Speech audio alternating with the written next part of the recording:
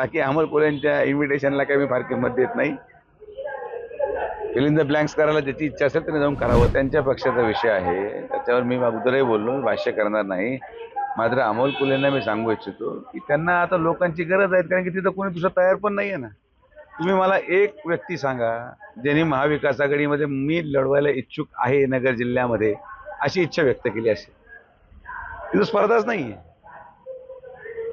त्यांना कोणीही भेटत नसल्या कारणाने वारंवार तुम्ही या तुम्ही या अशा प्रकारचे प्रलोभन दाखवण्याशिवाय त्यांना पलीकडे काही पर्याय सुद्धा राहिलेला नाही.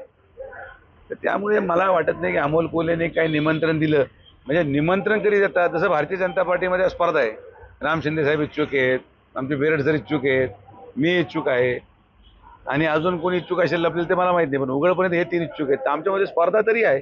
महाविकास आघाडीमध्ये एकही माणूस, तुम्ही आतापर्यंत तुमच्या मागच्या 6 महिन्याचे स्टेटमेंट पहा. मी राज्यातच खुश आहे, मी विधानसभा लढवणार, मला लोकसभा नको.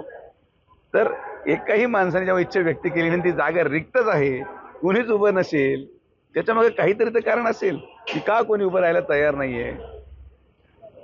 तर त्यामुळे तो विचार सगळ्यांनी करावा. बाकी अमोल कोल्हेंच्या इन्व्हिटेशनला काही मी फार किंमत देत नाही. फिल इन द ब्लँक्स करायला ज्याची इच्छा असेल त्याने जाऊन करावं.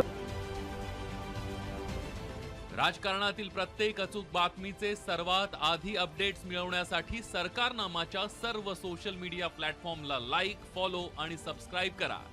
तसंच सर्व नोटिफिकेशनसाठी बेल आयकॉन प्रेस करायला विसरू नका.